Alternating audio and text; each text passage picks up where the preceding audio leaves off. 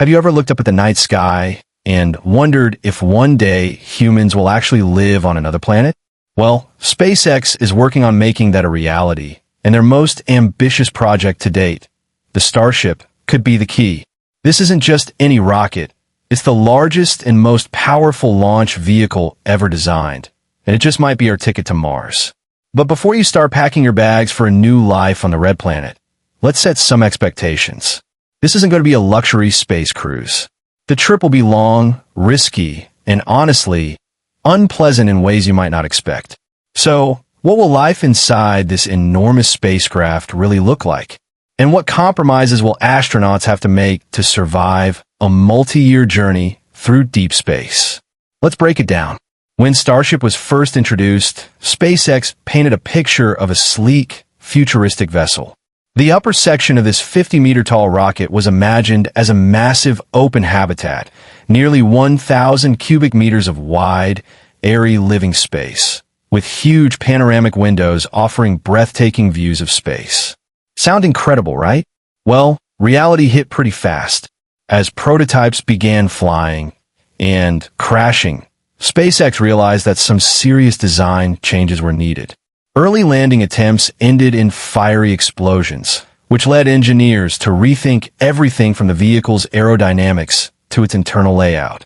One major modification was moving the smaller landing fuel tanks from the base of the rocket to the nose cone.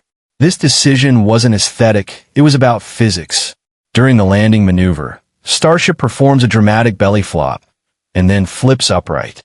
If the landing fuel was stored at the bottom, it would slosh violently, throwing off the rocket's balance. Putting it near the top keeps things stable.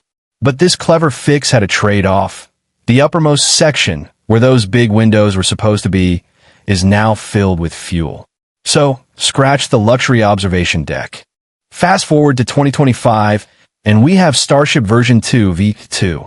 It's a little taller and slightly wider than the original design. Great news, right? Not exactly. While it looks bigger from the outside, the usable interior space is actually smaller. Why? Because SpaceX extended the propellant tanks upward into the payload bay to carry more fuel. This upgrade is essential for Starship to haul itself and a 100-ton payload into Earth orbit, but it means less room for humans. So what are we left with? Roughly 500 cubic meters of space for the crew. That's half of what was initially promised, but still significant. To put in perspective, the International Space Station, ISS, has about 900 cubic meters of pressurized volume, but it's spread across multiple cramped modules connected by tight tunnels. And the ISS hosts 7 astronauts full-time, sometimes up to 13 during crew changes. So Starship V2 isn't tiny, but it's not exactly a floating mansion either. NASA actually studied this question back in 2013. For a 2.5-year round trip to Mars, each person needs at least 25 cubic meters of shared living space to stay sane. That's about the size of a shipping container. Based on that calculation, Starship V2 could theoretically support around 20 people without risking severe psychological breakdowns. But raw volume doesn't equal livable space. Once you add floors, walls, storage areas, life support systems, and an access ladder running through the middle, that 500 cubic meters starts shrinking fast. On top of that, the lower section must house an airlock and cargo bay for Mars surface operations. So realistically, you might manage a crew of 6 to 10 comfortably, but not more. That's why SpaceX is working on Starship V3, a stretched version measuring 69 meters tall. It won't give us all that extra space because bigger tanks are needed for more fuel, but it should bring the total volume closer to that original 1,000 cubic meters dream. Still, even then, this won't feel like a luxury hotel. Think more along the lines of a compact floating apartment complex. So what does the interior of a Mars-bound Starship actually look like? Let's imagine the layout, starting from the bottom. Deck 1, the airlock and cargo bay. The lowest level will handle the gritty work. Here we'll find the airlock, the suits for extravehicular activities, and storage for rovers, scientific gear, sample containers, and all the tools astronauts need for exploration. There's also an elevator platform. And yes, it's going to look more like a steel cage than a luxury lift because safety matters more than style when you're dangling above a Martian surface. Deck 2. Heavy storage and life support. Above that is the logistics deck. This level holds the water tanks, oxygen supply, carbon dioxide scrubbers, food reserves, and waste management systems. These components are heavy, so keeping them low helps with stability during landing. Deck 3. Hygiene and fitness. Space travel is not glamorous, especially when it comes to bathing and using the toilet. Forget hot showers. At best, astronauts will use wet wipes and dry shampoo. Waste recycling is critical. Without it, a 10-person crew would need 27 tons of water for a 900-day trip. That's up to a quarter of Starship's payload capacity. With advanced recycling, similar to the ISS, they can cut that down to about 3 tons. Yes, that means drinking filtered urine. Welcome to life in space. Toilets and hygiene pods will likely be arranged around the perimeter of this level, along with exercise equipment. Every astronaut must work out 2 hours daily to prevent muscle and bone loss in zero gravity. Expect stationary bikes, treadmills with harnesses, and a multifunctional resistance machine. Deck 4. Sleeping quarters. Moving up, we reach the crew cabins. Think compact sleeping pods, not spacious bedrooms. Based on leaked concepts, SpaceX can fit 20 bunks in one deck using modular compartments. It's cozy, to say the least.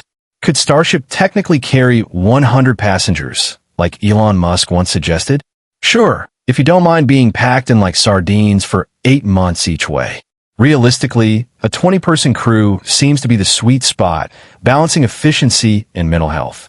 Above the living quarters, there will likely be a galley/mess hall for preparing meals. Think dehydrated packets, not gourmet dishes.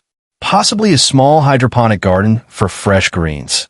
NASA experiments show it's doable. A common lounge with VR headsets for entertainment, large screens, and maybe some windows to fight claustrophobia. A workspace or lab for scientific projects. And finally, the flight deck at the top, where astronauts strap in for takeoff and landing.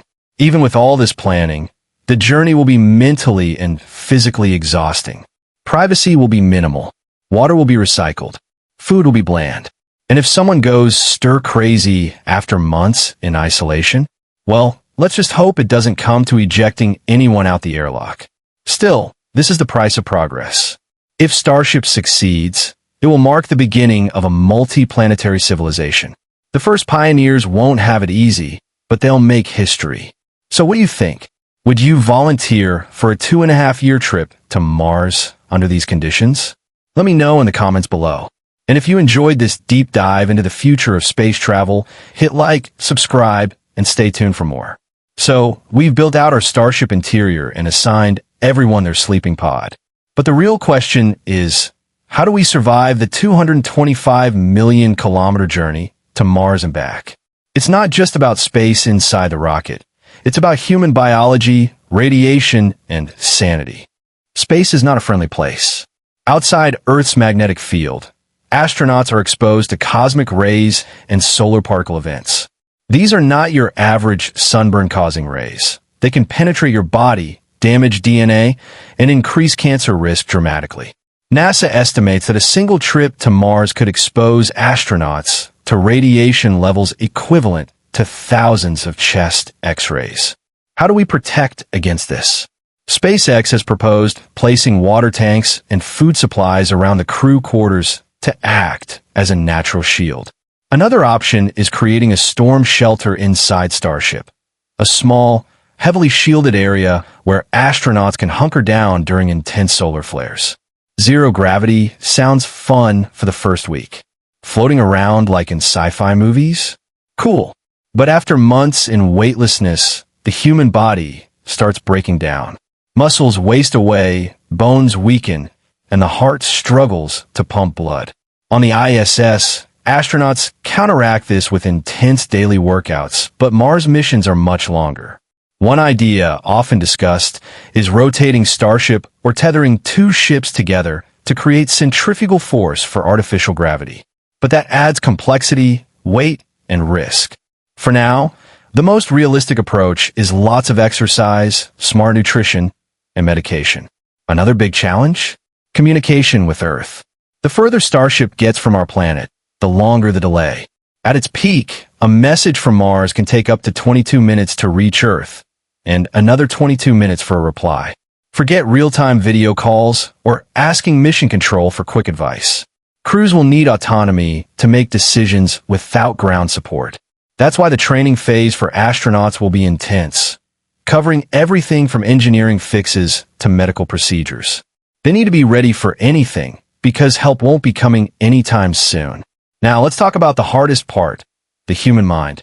Imagine being in the same enclosed space with 19 other people for 900 days, no fresh air, no blue sky, no way to escape.